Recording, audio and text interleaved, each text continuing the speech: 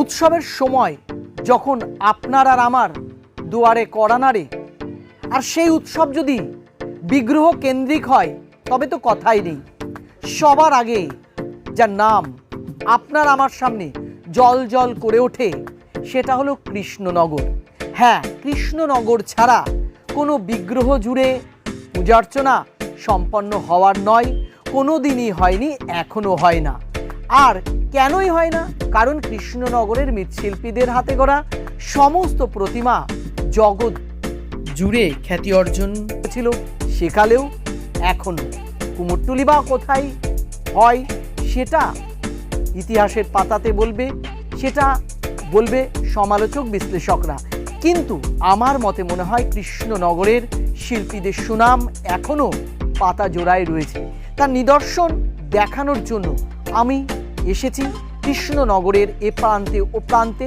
যে সমস্ত মৃৎশিল্পীরা বানিয়ে ফেলেছেন একাধিক সরস্বতী প্রতিমা, সেই সমস্ত সরস্বতী প্রতিমার অঙ্গসজ্জা, চোখের টান, তুলির টানে কিভাবে মৃন্ময়ীমা চিন্ময়ী হয়ে উঠে, সেটাই দেখানোর জন্য আমি এসেছি।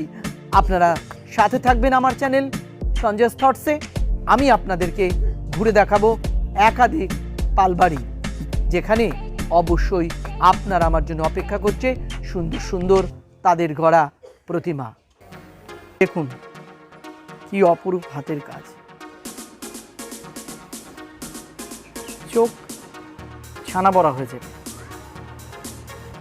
শিল্পীর হাতের কাজে চোখ ছানা বড়া, ছাই করছে না। এত সুন্দর বানিয়েছে সমস্ত প্রতিমাগুলো, যা থেকে চোখ ফেরাতে ইচ্ছা। এই ঘরটাতে অধিকাংশ ঠাকুরগুলোই সমস্ত ছোট ছোট। আরো একটা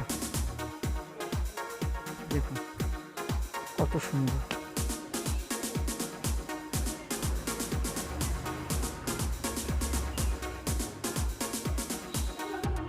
অসাধারণ, কোনো কথা হবে না।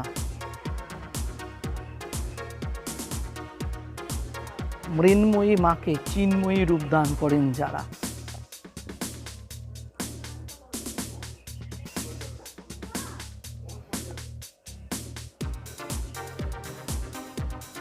আরো অসাধারণ। এগুলোর উচ্চতা একটু বেশি,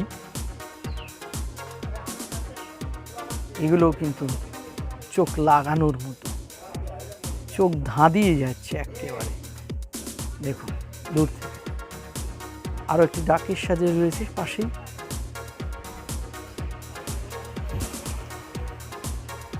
কি সুন্দর! এ কারণেই মানুষ দূর দূরান্ত থেকে কৃষ্ণনগরের মৃৎ শিল্পীদের হাতে গড়া প্রতিমাগুলো নিতে আসেন।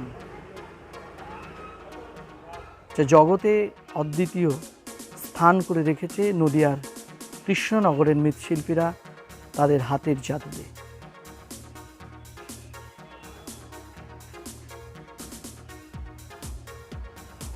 এটা কেমন দেখুন, জায়গা খুব অল্প, দূর থেকে দেখানোর মতো নেই, তবু যতটা পারছি দেখাচ্ছি। দেখুন, আমি তো তার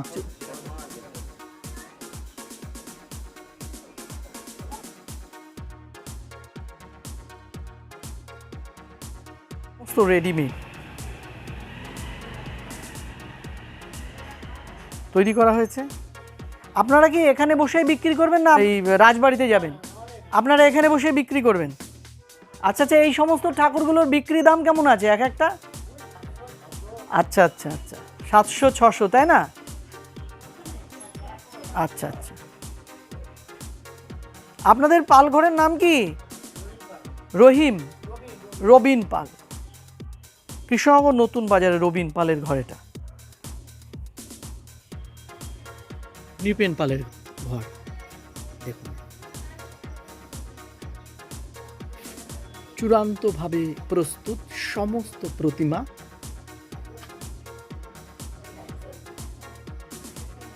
দেখতে পাচ্ছেন, যতটা পারছি আপনাদেরকে দেখাচ্ছি। দেখুন আর্ট, দেখুন মা সরস্বতী, সুন্দর সুন্দর। এই যে ঠাকুরটা দেখছেন, এই ঠাকুরটা হচ্ছে সুবল পালের ঘরে তৈরি হচ্ছে। এখন সুবল পাল প্রয়াত, তার উত্তরাধিকার হিসাবে তার যা পুত্ররা রয়েছেন, যারা রয়েছেন তারাই সামলাচ্ছেন। যে শিল্পী করছেন, মৃৎশিল্পী, একটু কথা বলি, এই ঠাকুরটা কোথায় যাবে দাদা? এই ঠাকুরটা কোথায় যাবে? এটা যাবে কলকাতা কোর্টে, কলকাতা হাইকোর্টে।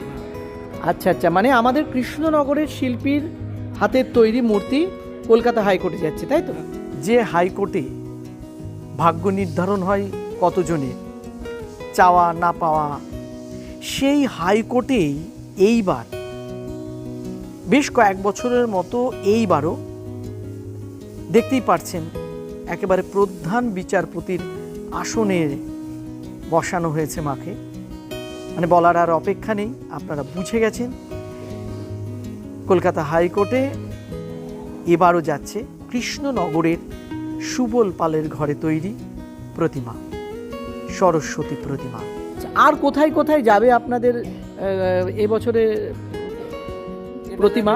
এটা যাবে পলাশীপাড়া। আচ্ছা আচ্ছা, এইটা যাবে পলাশীপাড়াতে, তাই তো? কৃষ্ণনগর ব্যাংক, আচ্ছা, কোঅপারেটিভ ব্যাংক। আচ্ছা আচ্ছা, সিটি কোঅপারেটিভ ব্যাংকে। আচ্ছা আচ্ছা, মানে আপনারা এই বছর সরস্বতী ঠিক কতগুলো বানালেন? আমাদের ঠাকুর ছিল 12টা। 12টা। দেখুন কাজ কত সুন্দর। এই মুহূর্তে আমরা রয়েছি রামপালের বাড়িতে, কৃষ্ণনগরের আরও একজন স্বনামধন্য মৃৎশিল্পী, যিনি এই মুহূর্তে প্রতিমার অঙ্গসজ্জা করতে ব্যস্ত। পালবাবু, এই ঠাকুরটা কোথায় যাচ্ছে আপনার? এটা যাচ্ছে হচ্ছে এই রাধানগর টাওয়ারের পাশে, মানে কৃষ্ণনগরে। কৃষ্ণনগরে। আর ভেতরে যে ঠাকুর দুটো আছে একটু আসুন দেখি। এটা চন্দননগর যাচ্ছে, একটা চন্দননগরে আর একটা হুগলি চন্দননগর, আর একটা হচ্ছে কৃষ্ণনগর গভর্নমেন্ট কলেজের পেছনে আচ্ছা আচ্ছা চন্দ্রনারায়ণ। আচ্ছা আচ্ছা, আর এটা যাবে দত্তপুরিয়া। এটা দত্তফুলিয়া, মানে এই বগুড়ার দত্তফুলিয়াতে।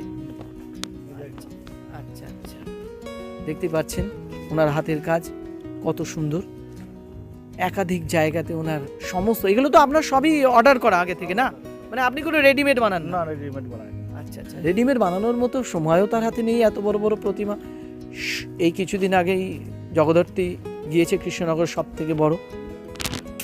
দেখুন হাতের কাজটা, দেখুন কত সুন্দর রং, কত সুন্দর গঠন করেছে প্রতিমার। এই সমস্ত দেখতে দেখতে কোথায় যেন বলতে বাধ্য হয় মন, যেন ঈশ্বরকে এনারাই বানিয়েছেন, এনাদেরকে ঈশ্বর বানাননি। যেমন সুন্দর বীণা, যেমন সুন্দর মায়ের মুখ, তেমনি সুন্দর হাসের গঠন। দেখতে পাচ্ছেন তো, অনিন্দ্য সুন্দর। আপনাকে আমাকে প্রতি মুহূর্তে, যখন থেকে আপনি ভিডিওটা দেখবেন তখন থেকেই আপনাকে মুগ্ধ করতে থাকবে কৃষ্ণনগরের মৃৎশিল্পীদের হাতে গড়া প্রতিমা বা বিগ্রহ। কৃষ্ণনগরের বিভিন্ন পালঘরে ঘুরে আমি ভিডিওটা বানিয়েছি কয়েকটা উদ্দেশ্য নিয়ে।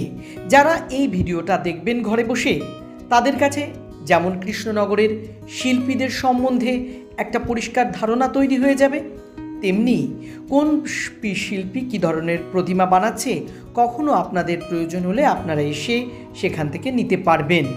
শেষে বলবো একটা কথাই ভিউয়ার্স, অনেক খাটাখাটনি করে সমস্ত ভিডিও বানাতে হয়, তাই যদি চ্যানেলটি সাবস্ক্রাইব করে বেল আইকনটিকে টিপে দেন তবে কাজ করতে অনেক ভালো লাগে। লাইক করলেও আরও ভালো লাগে। কমেন্ট করে সাজেশন দিলে মনে হয় যেন আপনি আমাকে হাত ধরে কয়েক কদম এগিয়ে দিলেন।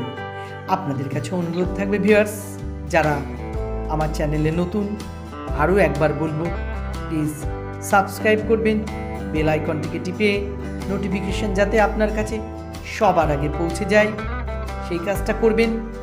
আবারও বলবো লাইক করবেন, কমেন্ট করবেন, অন্যকে জানাতে শেয়ার করবেন। ভালো থাকবেন, দেখা হবে আরও একটা ভিডিওতে কোনো একটা বিষয় নিয়ে। ততক্ষণ আপনারা ব্যস্ত থাকুন আপনাদের উন্নতির কাজে। আমি ব্যস্ত থাকি ভিডিও বানাতে। ভালো থাকবেন, স্বাস্থ্যের প্রতি খেয়াল রাখবেন।